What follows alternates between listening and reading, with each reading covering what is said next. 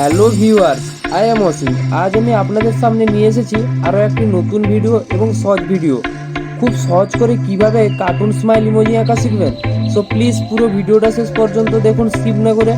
ভিডিওটি ভালো লাগলে অবভিয়াসলি লাইক, শেয়ার, কমেন্ট এবং সাবস্ক্রাইব করে পাশে থাকা বেল বাটনে ক্লিক করে অল নোটিফিকেশনটা অন করতে একেবারেই ভুলবেন না, যাতে এইরকম নিত্য নতুন এবং মজার ভিডিও সবার প্রথমে আপনারাই দেখতে পারেন এবং আমাকে আপনাদের সহযোগিতা এগিয়ে নিয়ে যেতে সাহায্য করুন।